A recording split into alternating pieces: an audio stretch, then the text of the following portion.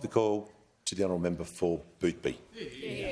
Thank you, Mr Speaker. My question is for the Minister for Communications.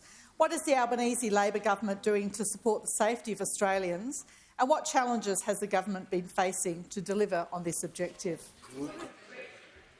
I give the call to the Minister for Communications. Thank you, Mr Speaker, and I thank my most excellent colleague for her question. Keeping Australians safe is the core priority of the Albanese government, and that includes online safety, which has traditionally been an area of bipartisanship. This government is now undertaking the substantive work to ensure that the Online Safety Act is successfully implemented, together with our regulator, the eSafety Commissioner. eSafety provides critical support to Australians who experience online abuse. Just to give you some sense of scale, since the 1st of July last year, eSafety has provided support to children, parents and schools in response to over 1,200 complaints under their cyberbullying scheme.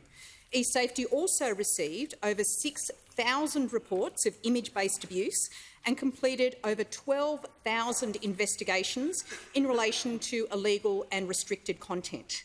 But the eSafety Commissioner is also dealing with new and emerging online harms, including challenges posed by generative AI, which can be used to make what are called deepfakes.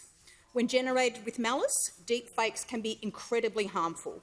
It's particularly concerning to hear about this technology being used to target women, who we know are more likely to experience online abuse that is personal, sexualised and violent. eSafety has powers to remove deepfake images that constitute image-based abuse. And as these technologies are adopted more widely, eSafety's work will continue to be relevant and a high priority of this government. But despite this, Mr Speaker, eSafety faces a funding cliff, thanks to the decisions made by those opposite, who left the regulator with a host of non-ongoing or terminating funding measures. After the 30th of June, eSafety's overall funding would more than halve.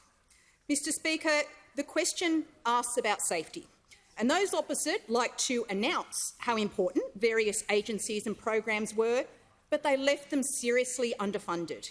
And we discovered this not only in respect to eSafety, but also the viewer access satellite television service and other areas where Australians rely on the government to keep them safe and connected.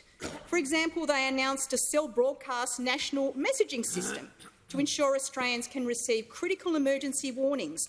But, Mr Speaker, they actually underfunded it, so it couldn't actually proceed.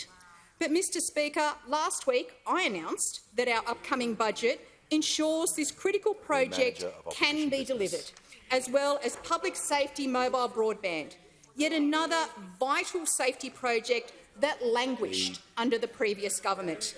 The Albanese government is left once again to clean up the mess left by those opposite, but we're getting on with the job of delivering a better and safer future for all Australians.